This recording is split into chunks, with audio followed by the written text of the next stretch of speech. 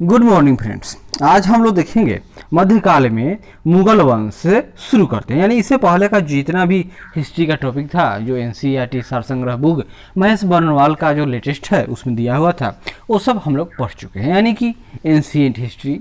फिर मध्यकाल में इस मुगल वंश से पहले यानी कि सल्तनत काल, फिर उससे पहले मुगलों यानी तुर्कों और अरबों का भारत पर आक्रमण, और आज देखेंगे मुगल वंश, और आज ही हम लोग इस मध्यकाल को ख़त्म करेंगे। इससे पहले हम लोग एनसीईआरटी जो महेश बर्नवाल की पुस्तक है इसमें Indian polity, geography of India, world geography, science and technology और पर्यावरण से संबंधित सारे वीडियो बनाए जा चुके हैं। वहीं साइंस में फिजिक्स, केमिस्ट्री एंड बायोलॉजी के भी वीडियो हमारे यूट्यूब चैनल पर उपलब्ध हैं। तो आज क्या देखेंगे? मुगल वंश। तो शुरू करते हैं। उससे पहले अगर अच्छा लगे ये चैनल तो ज़रूर लाइक करें, शेयर करें, कमेंट करें और सब्सक्राइब करें। यहाँ देखिए हम लोग पढ़े थे इससे पहले तैमूर वंश, तैमूर के बारे में, तैमूर लंग जो भारत पर आक्रमण करता है या लुटेरा कहिए उसको, और एक और पढ़े थे चंगेज खां जो भारत की सीमा तक आ जाता है। भारत पर आक्रमण तो होते हैं लेकिन भारत पर तैमूर यानी मुगल इनके क्या कहेंगे चंगेज खां का ज़्यादा प्रभाव नहीं पड़ता है। तो जो ये मुगल थे ये तैमूर वंश व जो मंगोल थे ये दोनों के वंशज हैं। यह देखिए तैमूर वंश से संबंध होने के कारण मुगलों को तिमूरियन भी कहा जाता है। यानी ये तैमूर क्या थे? तो तैमूर के तरफ से ये इनके पिता का संबंध तैमूर वंश से था और माता के संबंध मंगोल से थे। लेकिन ये तैमूर वंश क्यों कहलाना चाहेंगे? क्योंकि तैमूर शुरू से ही इस्लाम के धर्म से संबंधित थे और वो अभी तो लुटेरे ही थे। जबकि यह मंगोल इसलिए नहीं कहलाना चाहेंगे क्योंकि मंगोल बाहरी थे, और मंगोल तो हम लोग जानते हैं कि चंगेज खां इस्लाम न था, वो तो उसका जो पोता होता है कुबलई खां वह इस्लाम धर्म को स्वीकार करता है। अतः इसलिए ये अपने आप को तैमूर लंग से ही यानी तैमूर वंश से ही जुड़े रखते थे। यहाँ देखिए मुगल वंश के शासक व उत्तराधिकारी तो तैमूर से शुरू होगा। तैमूर के 5वें वंशज कौन होगा? तो बाबर, यानी तैमूर बाबर से पहले 5 जेनरेशन आ चुका था। तो 5वां कौन रहा होगा? पहला तैमूर वंश, तैमूर लंग 1398 में भारत पर आक्रमण करता है, जिसके फलस्वरूप भारत में तुगलक वंश का नाश होगा और भारत में खिजर खां यानी कि कौन वंश? तो सैयद वंश की स्थापना होती है। और यह जो बाबर है यह तैमूरियत खानदान का 5वां है। बाबर का पूरा नाम जहीरुद्दीन मोहम्मद बाबर था। बाबर का पुत्र हुमायूं होगा। हुमायूं का पुत्र अकबर है जिसका पूरा नाम याद कीजिए जलालुद्दीन मोहम्मद अकबर। फिर सलीम यानी शाहजादा सलीम मतलब जहांगीर, और जहांगीर के 2 पुत्र होते हैं, एक खुसरो मिर्जा और एक दूसरा होता है शाहजहां। शाहजहां यानी खुर्रम यही राजा बनेगा, ताजमहल यही बनाएगा। खुसरो मियाँ की तो आंखें फोड़ दी जाएगी और यह बलि का बकरा बनता है, यानी दावर बख्श इसका बेटा का नाम था, दावर बख्श। और शाहजहां के 4 बेटे औरंगजेब, शाह शुजा, मुराद बख्श और दारा शिकोह, यह सबसे बड़ा था। यानी शाहजहां के ही हिसाब से उत्तराधिकारी दारा शिकोह था, लेकिन कूटनीतिक और सैनिक क्षमता में औरंगजेब आगे बढ़ा और औरंगजेब ने अपने भाइयों को पराजित करके दारा शिकोह का सर कलम करके गद्दी पर बैठता है और इसी के खानदान आगे बढ़ेगा। किसका? तो औरंगजेब का। फिर औरंगजेब की मृत्यु हो जाएगी 1707 में। उसके बाद बहादुर शाह फर्स्ट यानी का नाम क्या है? मुअज्जम, यानी को कहते हैं शाहे बेखबर, ये सत्ता में आएंगे। ये कम दिन रहेंगे, 707 से 712 साल। इसके बाद इनके भी पुत्र हैं बहुत सारे, अब लेटर मुगल। तो मुख्य रूप से औरंगजेब तक ही पढ़ना रहता है। उसके बाद में लेटर मुगल से क्वेश्चन आते हैं कि कौन हारा, किसने कहाँ पर हार कर संधि किया, फिर इसका नाम क्या था, अजीब व गरीब नाम, जैसे कि पहला नाम बहादुर शाह फर्स्ट मुअज्जम और इनका नाम क्या है? तो शाहे बेखबर। इसका इनका पुत्र राजा बनेगा, तो कौन बनेगा? तो देखिए अजीमुशान, फिर रफीउशान है, जहादार शाह, खुजिस्ता अख्तर। तो यहाँ देखिए जहादार शाह शासक बनेगा। फिर जहादार शाह का कुछ दिन के आलमगीर टू भी शासक बनता है, लेकिन यह बाद में बनेगा। 8वें के बाद में 9वां कौन है? यहाँ फर्रुखसियर, इसको क्या कहते हैं? घृणित कायर, याद कर लीजिए। और इस फर्रुखसियर के बाद में 10वां रफीउद्दर्जात बनेगा शासक। फिर 1011 शाहजहां सेकेंड, और इसके बाद में ये मोहम्मद शाह रंगीला है। यहाँ इसका मूल नाम रोशन अख्तर जो खुजिस्ता अख्तर का बेटा था। फिर इसके बाद 12 के बाद 13 देखिए अहमद शाह बहादुर शासक बनेगा, लेकिन फिर 13 के बाद फिर देखिए सत्ता में कितना घालमेल होता है, आलमगीर 2 आता है यानी अजीजुद्दीन, जिसमें आता है एक सैयद बंधु जिसको कहा जाता है किंग मेकर। उस सब का इसमें बीच में काल चलता है।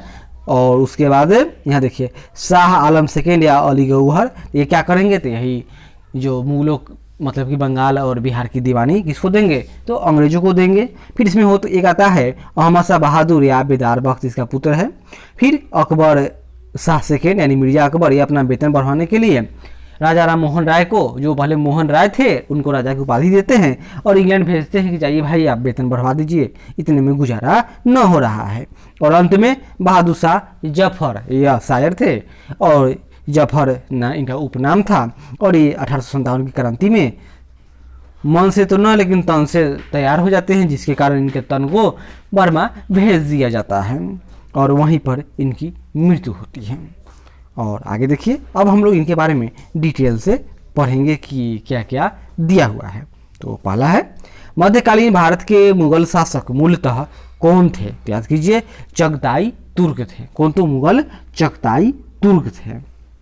और भारत में मुगल शासन स्थापित करने के पश्चात जहीरुद्दीन मोहम्मद ने अपना नाम क्या रखा, तो तब इन्होंने अपना नाम बाबर रखा। बाबर मूलतः कहाँ का निवासी था, यह फरगना यानी वर्तमान उज्बेकिस्तान का था। बाबर अपने पिता के पक्ष में, पिता में कहाँ था तो तैमूर वंश से था और माता के पक्ष में चंगेज खां यानी मंगोल शासक के वंश का था। क्लियर है। खनवा युद्ध में यहाँ देखिए खनवा युद्ध से दिल्ली आगरा क्षेत्र में बाबर की स्थिति सुदृढ़ हो गई, क्योंकि इसने खनवा के युद्ध में सबसे चिर प्रतिद्वंदी कौन था, तो सबसे पहले तो यह इब्राहिम लोदी को पराजित किया था। उसके बाद में राणा सांगा को पराजित करके अपनी स्थिति मजबूत कर ली और चंदेरी के युद्ध में किनको पराजित किया, तो उसके बाद मेदिनी राय पर आक्रमण किया। क्लियर है। बाबर एवं हुमायूं के बारे में कुछ फैक्ट है, थोड़ा देखते हैं। भारत में मुगल साम्राज्य की स्थापना किसके द्वारा की गई, बाबर के द्वारा। मध्यकालीन भारत में मुगल शासक वस्तुतः कौन थे, तो चगताई तुर्क थे। बाबर को भारत पर आक्रमण करने के लिए किसने आमंत्रित किया था, तो नाम था उनका आलम खां तथा राणा सांगा। बाबर को भारत पर आक्रमण करने के लिए किसने आमंत्रित किया था, तो बाबर को किसने बुलाया, याद कर लीजिए आलम खां तथा राणा सांगा ने बुलाया था। पानीपत का प्रथम युद्ध 21 अप्रैल 1526 को बाबर तथा इब्राहिम लोदी के मध्य हुआ था, जिसमें बाबर ने इब्राहिम लोदी को पराजित किया तथा भारत में मुगल साम्राज्य की नींव डाली। बाबर ने किस युद्ध में तुलुगमा पद्धति का प्रयोग किया था, तो पानीपत का प्रथम युद्ध है। सर्वप्रथम तोपों का प्रयोग किस युद्ध में किया गया, तो सर्वप्रथम तोपों का जो युद्ध था वह पानीपत के प्रथम युद्ध में किया गया था। बाबर ने जिहाद का नारा किस युद्ध में दिया था, जिहाद, तो खनवा के युद्ध में यानी राणा सांगा के खिलाफ। खानवा के युद्ध में विजय के पश्चात बाबर ने कौन सी उपाधि धारण की थी, तो गाजी यानी काफिरों को मारने वाला। बाबर ने तुर्की भाषा में तुजुके बाबरी यानी बाबरनामा नामक आत्मकथा लिखी है। बाबर ने अपनी आत्मकथा यानी बाबरनामा में किस हिंदू राज्य का उल्लेख किया, एक मेवाड़ यानी राणा सांगा वाले और दूसरा विजयनगर यानी कृष्ण देव राय, ये दोनों उसके समकालीन थे। बाबरी मस्जिद यानी जो अयोध्या में था, तो बाबरी मस्जिद का निर्माण किसने किया था, तो मीर बाकी ने किया था। बाबर द्वारा लड़े गए प्रमुख युद्ध, तो देखिए इधर युद्ध है, इधर उसके विपक्ष में, तो पानीपत का प्रथम वार 1526 इब्राहिम लोदी के खिलाफ, सब में बाबर जीतेगा। खनवा का युद्ध 1527 राणा सांगा पराजित हुआ। चंदेरी का युद्ध 1528 मेदिनी राय के खिलाफ। घाघरा का युद्ध 1529 महमूद लोदी के खिलाफ, और सब में बाबर की विजय होती है। बाबर के आक्रमण के समय भारतीय राज्य, तो देखिए विजयनगर, इसके राजा थे कृष्णदेव राय। दिल्ली इब्राहिम लोदी, बंगाल नुसरत शाह, मेवाड़ राणा सांगा। तो बाबर ने राणा सांगा को पराजित कर दिया। इब्राहिम लोदी को पराजित कर दिया, मेदिनी राय को पराजित कर दिया। यानी बाबर से कौन भी छूटा अगर विशेष रूप से तो यही विजयनगर राज्य से संपर्क बाबर को न हो सका। अगर बाबर की मृत्यु न होती तो शायद ये विजयनगर साम्राज्य तक भी पहुंच जाते। बाबर को उसकी उदारता के कारण लोग उसे किस नाम से पुकारते थे? कलंदर। आगरा में किसने ज्यामितीय विधि से बाग जैसे आराम बाग नूरे अफगान के नाम से लगवाया था? तो बाबर ने। हुमायूं ने चुनार दुर्ग पर प्रथम बार आक्रमण कब किया? तो वर्ष 1532 में। हुमायूं ने कलिंजर का अभियान किस वर्ष किया था? 1530 में। कौन सा मुगल शासक ज्योतिष में विश्वास करता था? तो बात है हुमायूं की। 26 जून 1539 को चौसा के युद्ध में हुमायूं को किसने पराजित किया था? तो शेरशाह सूरी ने। यह सूरवंश का था या पहले कहेंगे इसको नुहानी वंश से था। और कहाँ है? तो यह बिहार से संबंधित था। चौसा के युद्ध के दौरान निजाम नामक एक भिस्ती ने हुमायूं की जान बचाई थी, इसलिए हुमायूं ने उसे आधे दिन के लिए बादशाह बनाया था।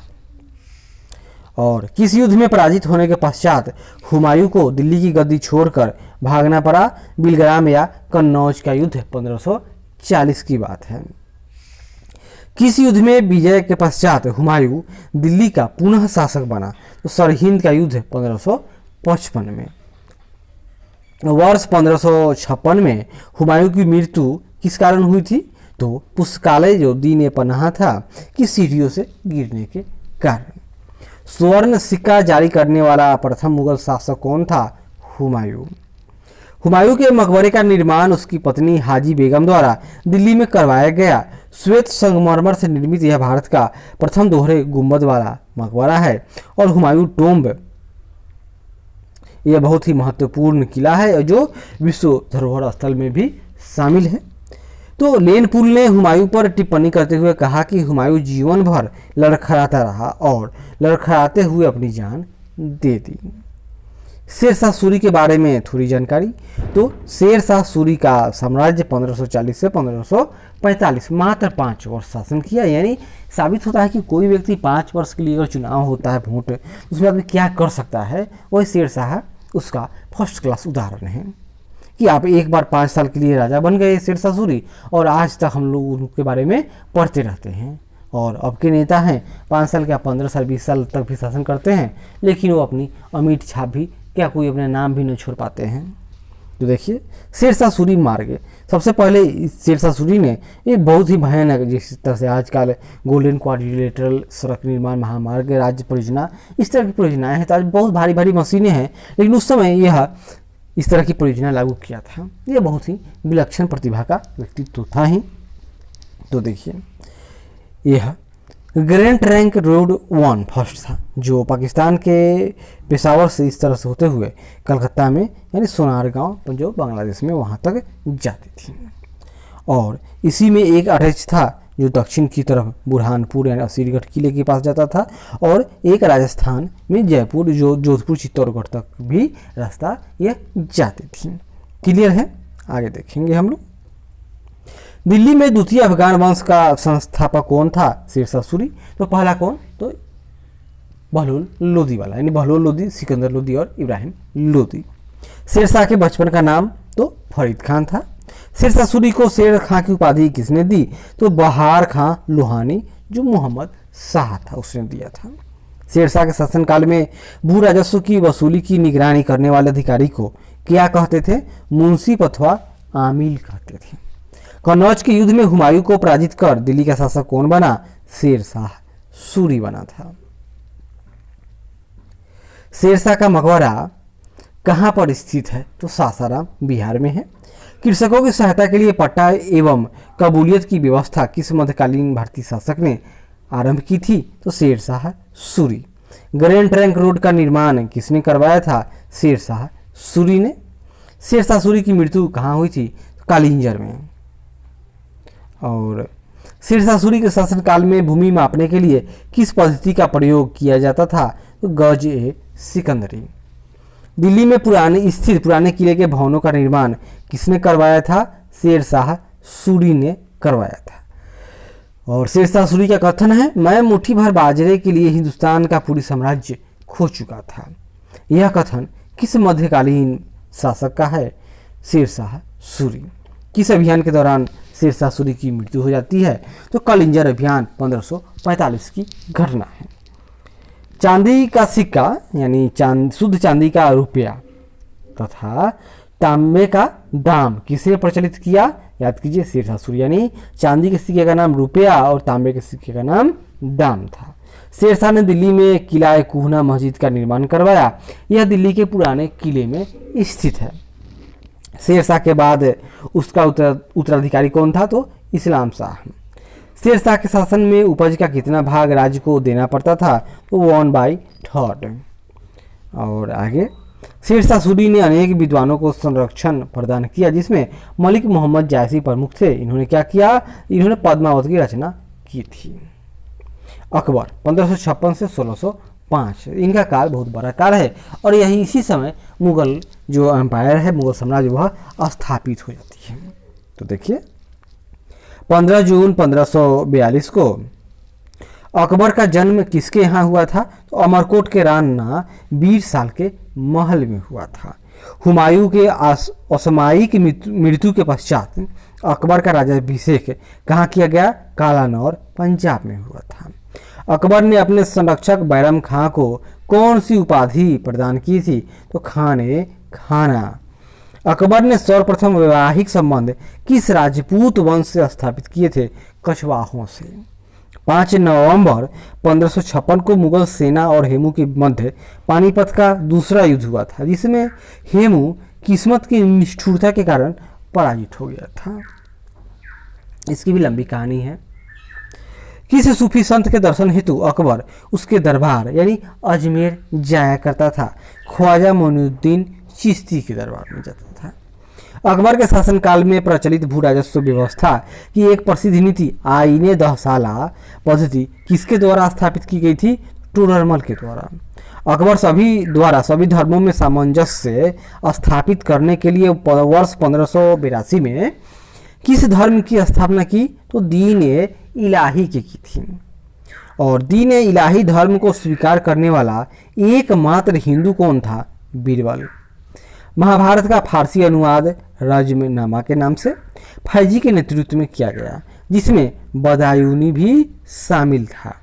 वर्ष 1578 में अकबर द्वारा इबादत खाने की स्थापना किस स्थान पर की गई? तो फतेहपुर सीकरी में। क्यों? क्योंकि अकबर अपना राजधानी को उठाकर फतेहपुर सीकरी भी ले गया था। वहाँ पर पानी की किल्लत के कारण पुनः यह नियम बदलना पड़ा। अकबर की कुछ विजय अभियान, जैसे गोंडवाना विजय 1564, याद कर लीजिए, गोंडवाना 1564। चित्तौड़ विजय 1568, फिर कलिंजर विजय 1570, आमेर की संधि 1562, मारवाड़ विजय 1570, हल्दी घाटी का युद्ध 1576, असीरगढ़ यह अंतिम था 1601। और आगे बढ़ते हैं। अकबर के समकालीन कुछ शासकों के नाम है, जैसे इंग्लैंड में कौन थे उस समय? तो महारानी एलिजाबेथ। यह भी 1558 से 1603 तक, लगभग अकबर के समान ही इनका भी एज था। ये शायद उस समय के लोगों का एज बहुत रहा था। देख लीजिए, फ्रांस में सम्राट हेनरी 4, इनका भी कार्यकाल देखिए 1553 से 1610। ईरान में शाह अब्बास 1588 से 1629। रूस में जराइवान बेसिलएविच, यह 1530 से 1584। यानी कि इस समय के जितने भी शासक थे या शासिका, सब के सब लगभग 50 साल शासन करने के लिए ही भगवान के यहाँ से आए हुए थे। अकबर ने बंगाल तथा बिहार को किस वर्ष मुगल साम्राज्य में सम्मिलित किया? 1576 में। किस मुगल बादशाह के विरुद्ध जौनपुर से फतवा जारी किया गया था अकबर के खिलाफ? अकबर द्वारा श्रेष्ठतम इमारतें कहाँ पर निर्मित कराई गई?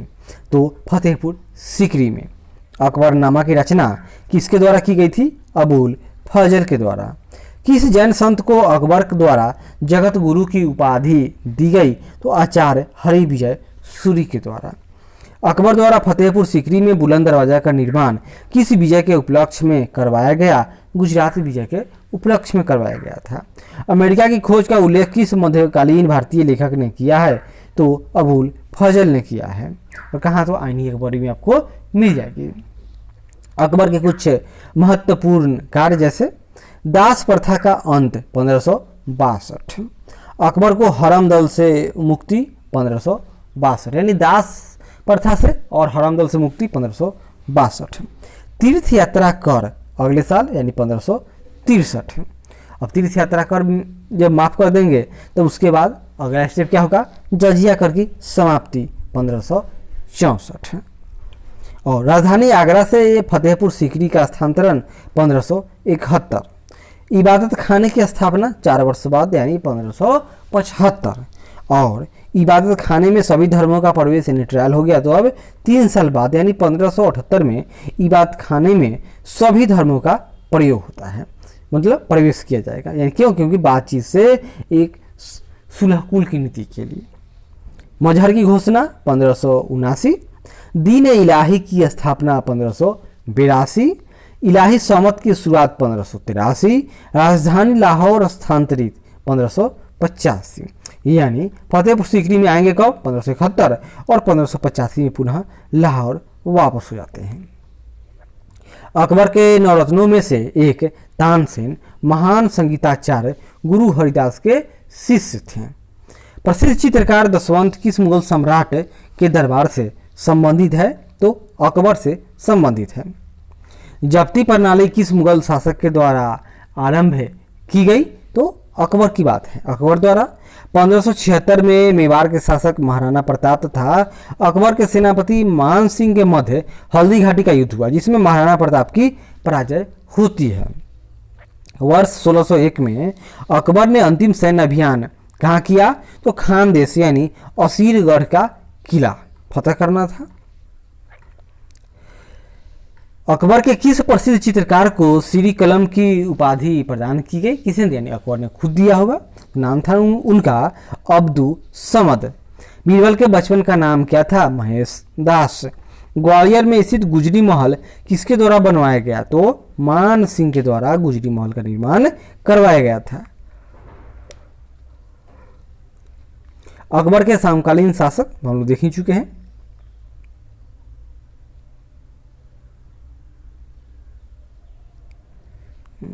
यहां से देखते हैं, देखिए अकबर के दरबार में आने वाला प्रथम अंग्रेज कौन था? Ralph Finch.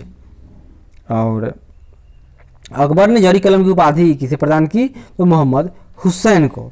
लीलावती नामक गणित की पुस्तक का फारसी भाषा में अनुवाद किसने किया था? फैजी ने किया था। ईस्ट इंडिया कंपनी की स्थापना के समय भारत का शासक कौन था? अकबर।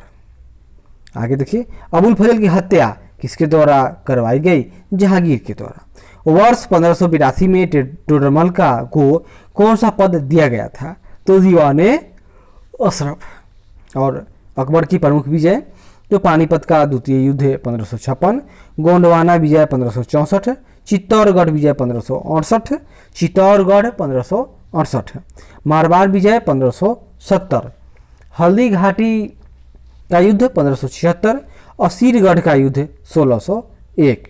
अकबर के जो नवरत्न थे उनके बारे में थोड़ी जानकारी। बीरबल यह कवि प्रिय हैं, वाकपटु हैं और नवरत्नों में सबसे बुद्धिमान माना जाता था। इनका जन्म 1528 में कल्पी के एक ब्राह्मण परिवार में हुआ था।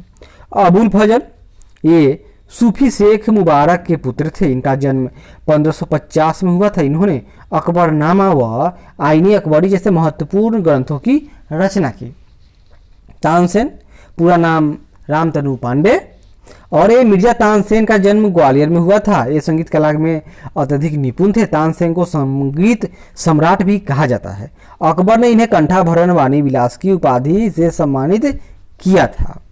अब्दुल रहीम खान खाना ये बैरम खां के पुत्र थे। इन्होंने तुर्की में लिखे बाबरनामा का फारसी में अनुवाद किया तथा अकबर ने इन्हें खान ए खाना की उपाधि से सम्मानित किया था। मानसिंह ये आमेर के राजा भारमल के पुत्र तथा भगवान दास के पुत्र थे। इन्होंने अकबर के साम्राज्य विस्तार में महत्वपूर्ण भूमिका निभाई और इनकी मृत्यु 1611 में हुई थी। यानी अपनी बुआ के यानी जो मानबाई थी उन्हीं के साथ आ गए थे और आने पर क्या हुआ कि यह यहीं पर रह गए। बाई वन गेट टू वाली बात थी।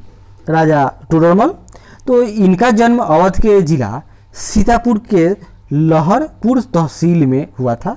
इनकी प्रसिद्धि का मुख्य कारण इनके द्वारा किए गए भूमि सुधार। दीवाने अशरफ के पद पर रहकर इन्होंने भूमि सुधार की सफल योजना चलाई। फैजी ये अबुल फजल के बड़े भाई थे। इन्होंने महाभारत व श्रीमद् भगवत गीता का फारसी अनुवाद किया तथा अकबरनामा नामक ग्रंथ की रचना की थी। फकीर अजीउद्दीन ये अकबर के निजी हकीम यानी चिकित्सक थे एवं मित्र। अकबर ने प्रसन्न होकर इन्हें अपने नवरत्नों में शामिल कर लिया था। मुला दो प्याजा अपनी बुद्धिमता बुद्धिमानी व वाकपटुता के कारण ये नवरत्नों में शामिल किए गए। इनको खाने में 2 प्याज व्यंजन अत्यधिक पसंद होने के कारण इनका नाम अकबर ने मुल्ला 2 प्याजा कर दिया। अकबर ने भारमल की पुत्री याद कीजिए हरखाबाई, मानबाई नहीं हरखाबाई या जोधाबाई से विवाह किया था और जिससे जहांगीर सलीम का जन्म हुआ। याद कीजिए भारमल की पुत्री हरखाबाई यानी ईश्वरिया का नाम हरखाबाई या जोधाबाई, जिसे ब्याह की शादी किसको हुआ तो अकबर को। और जहांगीर का शादी होता है मानबाई से, जोधाबाई से नहीं।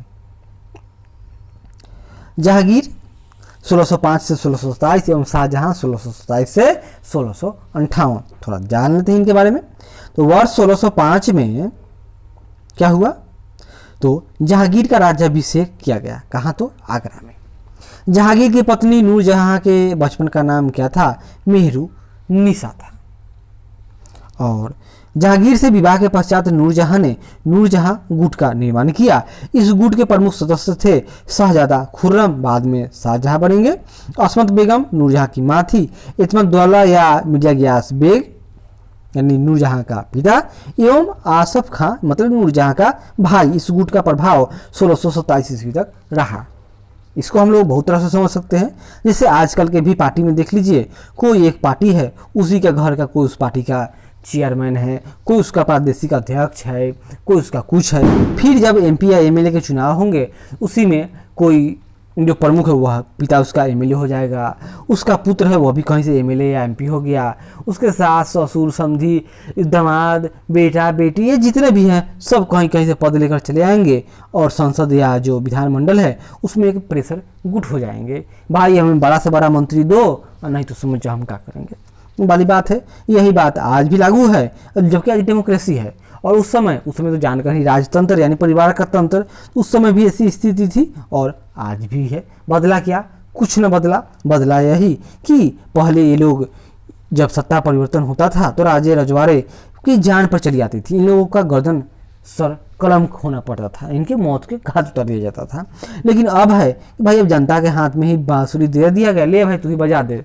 अब ये जनता बजा दे खुश, चलो भाई हम बजा तो दिए, बदले में जनता का ही ना पैसा लगा, मेहनत लगा, और इन लोगों का सत्ता हस्तांतरण हंसी खुशी से हो जाता है, कभी हम कभी तुम वाली बात है।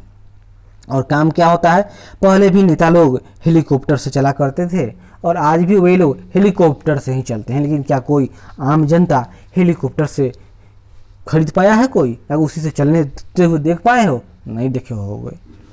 मुगल काल, यहाँ देखिए, मुगल चित्रकला किस शासक के काल में अपनी पराकाष्ठा पर पहुंची? जहांगीर के काल में। द्विस्पा और सिंहस्पा प्रथा किस शासक द्वारा प्रारंभ की गई थी? तो जहांगीर के द्वारा। मुगलों एवं मेवाड़ के राणा के मध्य चित्तौड़ की संधि किस शासक के शासनकाल में हस्ताक्षरित हुई थी? जहांगीर के काल की बात है। ईस्ट इंडिया कंपनी ने जहांगीर के दरबार में सबसे पहले किसे भेजा था? विलियम हॉकिंस को। जहांगीर ने इंग्लिश खां की उपाधि से किस अंग्रेज को सम्मानित किया? विलियम हॉकिंस को। भारत में किस मुगल शासक का मकबरा स्थित नहीं है? तो बाबर का काबुल में है, जहांगीर का लाहौर में है। और जहांगीर के दरबार में पक्षियों का सबसे बड़ा चित्रकार कौन था? उस्ताद मंसूर था। मुगल बादशाहों में किसने अपनी आत्मकथा फारसी में लिखी है? तो जहांगीर। ऐसा क्यों? क्योंकि एक और लिखा है, कोई याद कीजिए, तो नाम है उनका बाबर, लेकिन इन्होंने अपना बाबरनामा तुर्की में लिखा था। खुसरो शहजादा द्वारा जहांगीर के विरुद्ध विद्रोह करने में सहायता देने के कारण जहांगीर के द्वारा, यानी खुसरो क्या हुआ, यह जहांगीर के खिलाफ विद्रोह किया, बहुत सारे लोगों ने सपोर्ट किया, जिसमें सिख गुरु अर्जुन देव यह भी सहायता किए थे, अतः इनको जहांगीर ने फांसी दे दी। इसी समय से सिखों और मुगलों के बीच का संबंध विच्छेद हो गया। जहांगीर के शासनकाल में प्रमुख चित्रकार कौन थे? उस्ताद मंसूर तथा अबुल हसन। आगरा में एतमादुद्दौला का मकबरा किसके द्वारा बनवाया गया? तो नूर जहां के द्वारा, अपने पिता की याद में। मरियम उज जमानी का मकबरा किसके द्वारा बनवाया गया? जहांगीर के द्वारा। और आगे देखिए, गुलाब से इत्र, एक मिनट, गुलाब से इत्र निकालने की विधि को किसके द्वारा विकसित किया गया था? याद कीजिए, भारत में कुछ इन्वेंशन भी हुए हैं। तो अस्मत बेगम यानी नूरजहां की मां बनाई थी। किस मुगल सम्राट ने अपनी राजधानी आगरा से दिल्ली स्थानांतरित की? तो शाहजहां। बलबन द्वारा आरंभ किया गया दरबारी रिवाज सिजदा एवं पैबोस को किस मुगल बादशाह ने समाप्त कर दिया? शाहजहां ने। शाहजहां की पत्नी अंजुमंद बानो बेगम को किस प्रचलित नाम से जाना जाता है? मुमताज महल। यह मीरुनिसा यानी जो नूरजहां थी वह उसकी पुत्री थी, पहले वाली पति से। मुमताज महल की मृत्यु के पश्चात शाहजहां ने उनकी स्मृति में आगरा में व्हाइट ताजमहल बनवाया। ताजमहल का वास्तुकार उस्ताद अहमद लाहौरी था और बगल में यह काला ताजमहल भी बनवाना चाहता था अपने लिए, शायद यह काला रहा। मयूर सिंहासन यानी तख्त ए ताउस का निर्माण किसके द्वारा करवाया गया? तो शाहजहां के द्वारा। शाहजहां के काल को किसी इतिहासकार ने मुगल शासन का स्वर्ण युग कहा था? तो A.L. श्रीवास्तव। अपनी सहिष्णुता तथा उदारता के कारण किसे लघु अकबर के नाम से जाना जाता है? दारा शिकोह, शाहजहां के पुत्र को। उपनिषदों का फारसी अनुवाद शाहजहां के शासनकाल में शहजादे दारा शिकोह ने सिर ए अकबर शीर्षक से किया था। स्थापत्य कला का स्वर्ण काल किस मुगल शासक के शासनकाल को माना जाता है? तो शाहजहां के काल को। हिंदू तथा ईरानी वास्तुकला का सर्वप्रथम समन्वय हमें किस इमारत में देखने को मिलता है? वह है ताजमहल। ईरान के साथ तथा मुगल शासकों के मध्य विवाद यहाँ देखिए, विवाद का मुख्य क्षेत्र क्या था? तो कंधार। आज भी है, पहले भी था। आज जब जहाज ले गया तो यहीं पर रखा जहाज। अब समझ सकते हैं इन क्षेत्र का कितना महत्व है। शाहजहां को कोहिनूर हीरा किसके द्वारा उपहार में दिया गया था? तो मीर जुमला ने दिया था। दिल्ली में स्थित लाल किले का निर्माण किसके द्वारा करवाया गया था? शाहजहां ने बनवाया था। शाहजहां द्वारा शाह बुलंद इकबाल की उपाधि किसे प्रदान की गई थी? तो दारा शिकोह को। जहांगीर की आत्मकथा तुजुके जहांगीर नाम से प्रसिद्ध है, जिसे पूर्ण करने का श्रेय मोतबिंद खां को दिया जाता है। आगे बढ़ते हैं। औरंगजेब, यह भी सब कुछ सही है। शासनकाल भी जितना अकबर उतना ही यह भी करेंगे, लेकिन जहाँ औरंगजेब के अकबर के बाद शासन में अस्थायित्व आती है, वही इनके बाद जो शासन व्यवस्था वह चरमरा जाती है और मुगल साम्राज्य का पतन हो जाएगा। देखते हैं ऐसा क्यों हुआ। तो शासक बनने से पूर्व औरंगजेब कहाँ का सूबेदार था? तो यह दक्कन का सूबेदार था। वर्ष 1658 में सामूगढ़ का युद्ध किनके मध्य लड़ा गया? तो औरंगजेब तथा दारा शिकोह के बीच सामूगढ़ का युद्ध है 1658। तो पराजय किसकी होगी? तो दारा शिकोह की। मुगल सेना में सर्वाधिक हिंदू सेनापति किस बादशाह के शासनकाल के अंतर्गत थे? तो औरंगजेब के समय की बात है। 1707 में औरंगजेब की मृत्यु के पश्चात कौन सम्राट बना?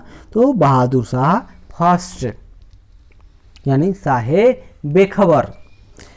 ईस्ट इंडिया कंपनी के किस अंग्रेज गवर्नर को औरंगजेब द्वारा भारत से निष्कासित कर दिया गया था? यही है सर जॉन चाइल्ड। इसको कहा जाता है चाइल्ड वार। नाम से ही मतलब ये सटायर है। चाइल्ड वार मतलब बच्चा का युद्ध है। मतलब एक तरफ जहाँ मुगल सम्राट औरंगजेब और उसके खिलाफ युद्ध शुरू कर दिया था सर जॉन चाइल्ड। और हुआ ऐसी कि मत पूछिए, जब यह दिल्ली पहुंचता है तो लगता है जैसे कोई भिखारी आया हो भीख मांगने। बीबी के मकबरे का निर्माण किसने करवाया था? तो औरंगजेब ने।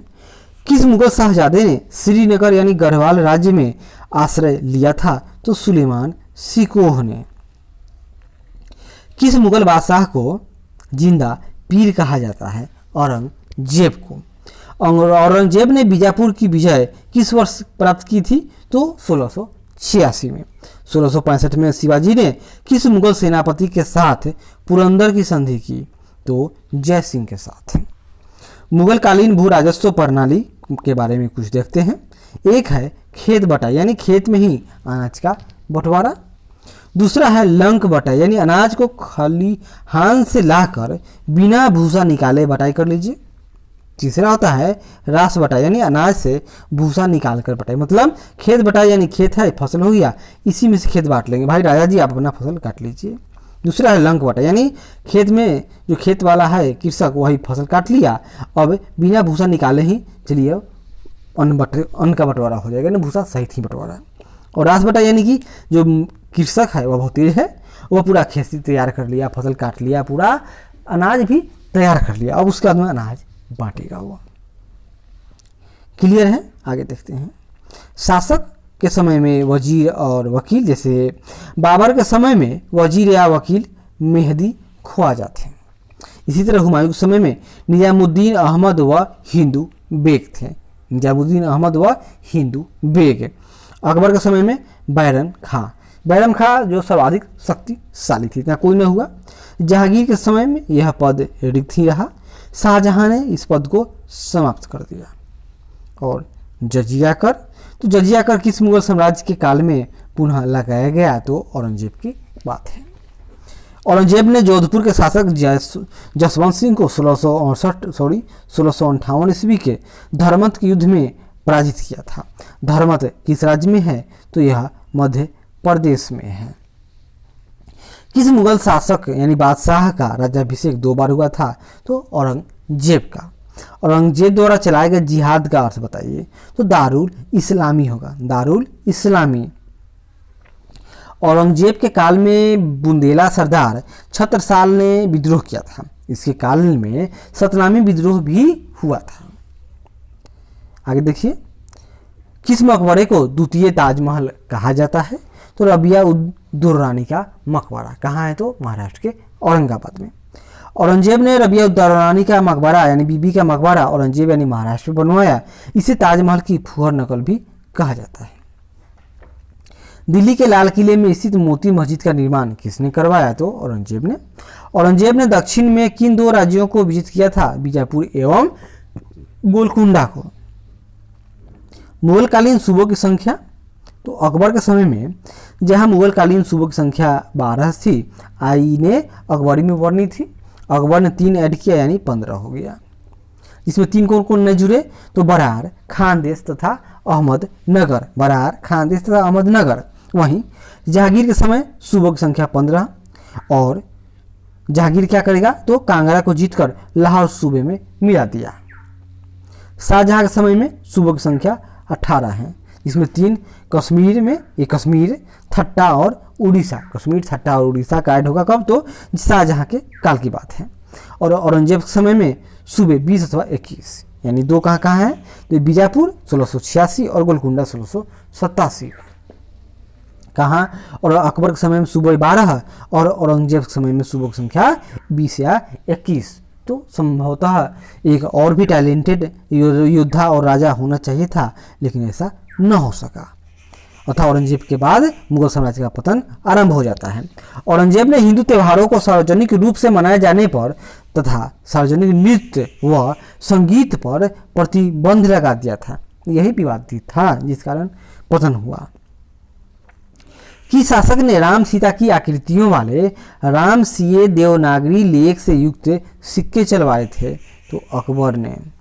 मुगल शासक में प्रचलित तांबे का सिक्का क्या कहलाता था? तो तांबे का सिक्का दाम कहलाता था। मुगल प्रशासन के अंतर्गत जिले को किस नाम से जाना जाता था? सरकार। मध्यकाल में बटाई शब्द का अर्थ क्या था? लगान निर्धारण की विधि। विद्वानों को दी जाने वाली राजस्व मुक्त अनुदान भूमि को मुगल प्रशासन में मदद ए मास शब्द से इंकित किया गया था। दिल्ली का वह शिक्षा केंद्र जो मदरसा ए बेगम कहलाता था किसके द्वारा स्थापित किया गया था? तो माहम अनगा द्वारा। मुगलकालीन भारत में राज्य की आय का प्रमुख स्रोत क्या था? भू राजस्व। किस मुगल सम्राट ने तंबाकू के प्रयोग पर प्रतिबंध लगाया था? तो जहांगीर ने। किस विदेशी यात्री को मुगल सेना में किसी विदेशी यात्री था जो उसको मुगल सेना में चिकित्सक का नौकरी दे दिया गया था, उसका नाम बताइए? तो निकोलाओ मनुची को, यह चिकित्सक था। मुगल काल में सेना का प्रधान कौन था? मीर बख्शी। मीर बख्शी यानी सेना का प्रधान यानी सेनापति मनसबदारी पर था। तो इसके संस्थापक अकबर। आरंभ 1575 में और था पद या श्रेणी, उद्देश्य प्रशासन का संचालन करना। अकबर की मनसबदारी व्यवस्था किस पर आधारित थी? मंगोलों की दशमलव पद्धति पर। मुगल काल में राज्य अधिकारियों को वेतन के रूप में जो भू राजस्व आवंटित किया जाता था उसे क्या कहा जाता था? जागीर। मनसबदारी के संदर्भ में दुअस्पा मतलब जिनके पास 2 घोड़े हों और सवार एक, तथा सिंहस्पा यानी जिनके पास 3 घोड़े यानी एक सवार पर 3 घोड़े हों व्यवस्था को लागू करने का वाला मुगल शासक कौन था? तो यह जहांगीर था। जात किसी मनसबदार के व्यक्तिगत वेतन तथा उसके दर्जे का सूचक था। वहीं सवार उसके द्वारा रखे जाने वाले घुड़सवारों की संख्या का सूचक था। मुगलकालीन उच्च अधिकारी, तो देखिए दीवान ए इंसा मतलब सुल्तान के आदेश को लिखने व डाक संबंधी कार्य करने वाला। दीवान ए वजारत लगान, अर्थव्यवस्था, राज्य के आय व्यय, मंत्रियों के कार्यों की देखरेख आदि करने वाला मिनिस्टर दीवाने वजारत। दीवाने कजा न्याय विभाग, काजी उल कुजात। दीवाने बरीद गुप्तचर विभाग, बरीद मुमालिक। दीवाने बरीद गुप्तचर विभाग और इसका प्रमुख तो बरीद मुमालिक। दीवाने आरिज तो यह सेना की भर्ती, रसद, शिक्षा, संगठन की देख रेख करने वाला, यानी शिक्षा भी सेना को ही दे दिया गया था। समझ सकते हैं कैसी हाल रही होगी। दीवाने रिसातल यानी विदेश विभाग। मुहतसिब ये प्रजा के नैतिक आचरण को नियंत्रित करता था। बाकिया नवीस यह समाचार लेखक होता था। खुफिया नवीस तो यह गुप्त पत्र लेखक थे। और दरोगाए डाक यह गुप्तचर विभाग का प्रमुख होता था। इसके अतिरिक्त यह पत्र व्यवहार का भी प्रभारी होता था। दीवाने तन यह वेतन और जागीरों से संबंधित मामलों का निपटारा करता था। मीर आतिश यानी यह शाही तोपखाने का प्रधान मीर आतिश। मीर बहर यह जल सेना का प्रधान होता था। हरकारा तो ये जासूस व संदेशवाहक होते थे। और वितिक्ची यह अकबर ने अपने शासनकाल के 19वें वर्ष दरबार की सभी घटनाओं व खबरों को लिखने हेतु इनकी नियुक्ति की थी। क्या नाम था इनका? वितिक्ची। और मुशरीफ यह राज्य की आय व्यय का लेखा जोखा रखता था। कौन? तो मुशरीफ। और नाजीर ए बयूतात मतलब यह शाही कारखानों का अधीक्षक होता था। मुगल मिश्रित सैनिक टुकड़ियों में ईरानी, तुर्रानी, मुगल, भारतीय, अफगान व मुसलमान समान संख्या में रखे जाने की व्यवस्था थी। अब आगे देखिए मुगलकालीन स्थापत्य, संगीत तथा चित्रकला के बारे में हम लोग पढ़ेंगे और साहित्य भी। सबसे पहले देखिए अनवर ए सुहैली नामक ग्रंथ किस भारतीय ग्रंथ का अनुवाद है? तो पंचतंत्र का यह अनुवाद है। मुगल काल में प्रचलित राजभाषा कौन सी थी? तो फारसी थी। औरंगजेब कौन सा वाद्य यंत्र बजाने में कुशल था? तो बीना। बाबर की पुत्री गुलबदन बेगम ने हुमायूं नामा नामक पुस्तक की रचना की तथा मुगल काल के अनेक ऐतिहासिक विवरण को उसमें लिखा है। उत्तरी भारत में किसको आधुनिक संगीत का अग्रदूत कहा जाता है? तो मोहम्मद रिजा खान को। दस्तान ए अमीर हमजा का चित्रांकन किसके द्वारा किया गया था? तो अब्दुल समद द्वारा। और राजकवि कुछ शासक हैं जैसे मुल्ला गजाली मसदरी तो यह अकबर का शासन के समय में था। तालिब अमूली जहांगीर के समय में, अबू तालीम कालीन जहांगीर के समय में, अब्दुल तामील कालीम और कादिसिया भी जहांगीर के समय में था। मुगल चित्रकला की सबसे महत्वपूर्ण कृति कौन सी है? तो हमजा नामा है। हमजा नामा नस्तलिक है। और यह क्या है? तो यह एक प्रकार की फारसी लिपि में थी जो मध्यकालीन भारत में प्रयोग की जाती थी। मुगल शैली चित्रकला का आरंभ किस शासक के समय में हुआ था? तो हुमायूं के समय में। मुगल काल में जिस मदरसे ने मुस्लिम न्यायशास्त्र की पढ़ाई में विशिष्टता प्राप्त की थी वह कहाँ था? तो वह लखनऊ में था। शाहजहां के शासनकाल में मस्जिद निर्माण कला अपनी पराकाष्ठा पर पहुंच गई थी। इसके दो उत्कृष्ट उदाहरण, पहली आगरा किले की मोती मस्जिद तो जो ताजमहल की तरह सफ़ेद संगमरमर की है। दूसरी लाल बलुआ पत्थर से बनी दिल्ली की जामा मस्जिद जिसमें एक विशाल दरवाजा है, ऊंची पतली मीनारें, अनेक गुंबद इस मस्जिद की मुख्य विशेषताएं हैं। मुगलकालीन स्थापत्य के कुछ प्रमुख उदाहरण जैसे शेरशाह का मकबरा सासाराम बिहार में है और बनाने वाले शासक शेरशाह। हुमायूं का मकबरा यह दिल्ली में है और बनाने वाली हाजी बेगम है। और आगे देखिए, जहांगीरी महल फतेहपुर सीकरी अकबर में है। जहांगीर महल आगरा अकबर ने बनाया। अकबरी महल आगरा अकबर ने बनाया। आगरा का किला आगरा में है, अकबर ने बनवाया। और दीवाने आम फतेहपुर सीकरी, दीवाने खास फतेहपुर सीकरी, जितना भी फतेहपुर सीकरी का है, जैसे देखिए पंचमहल यानी हवा महल, बढ़िया महल, जामा मस्जिद, तुर्की का महल, तुर्की सुल्तान का महल, बुलंद दरवाजा, ये सब के सब कहाँ है? तो फतेहपुर सीकरी में है। अकबर का मकबरा सिकंदरा में है और बनाने वाले शाहजहां नहीं थे, जहांगीर थे यानी उनका बेटा सलीम। और एतमादुद्दौला का मकबरा तो यह आगरा में बनाने वाली नूरजहां। जहांगीर का मकबरा शाहदरा लाहौर में है, बनाने वाली नूरजहां। दीवाने खास आगरा में है। फिर दीवाने आम आगरा, जितना भी आपको आगरा में मिलेगा देखते चलिए अब। तो दीवाने खास, दीवाने आम, शीश महल, खास महल, नगीना मस्जिद, जामा मस्जिद, मच्छी महल, मच्छी भवन, ये सब आगरा में है। ये सब सब शाहजहां ने बनवाया। फिर दिल्ली में देखिए लाल किला, मोती मस्जिद, मोती मस्जिद आगरा वाला शाहजहां ने बनवाया और दिल्ली वाला तो किसे बनवाया? तो औरंगजेब ने बनवाया। जहानाबाद दिल्ली में, जामा मस्जिद दिल्ली, दीवाने आम दिल्ली और दीवाने खास दिल्ली, ये सब शाहजहां का उत्कृष्ट उदाहरण है स्थापत्य कला का।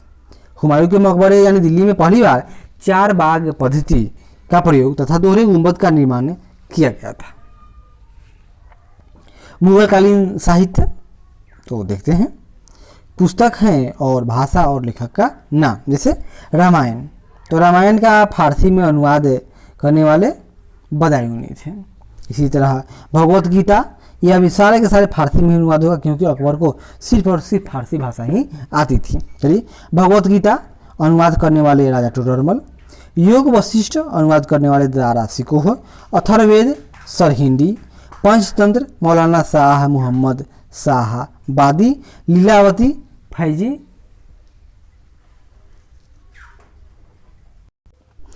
लीलावती तो लीलावती का फारसी में अनुवाद फैजी ने कराया था। वहीं पंचतंत्र तो पंचतंत्र के अनुवादक हैं मौलाना शाह मोहम्मद शाहबादी और अथर्ववेद के तो सर हिंदी। इसी तरह कालिया दमन, तो कालिया दमन के जो अनुवादक हैं याद कीजिए अबुल फजल।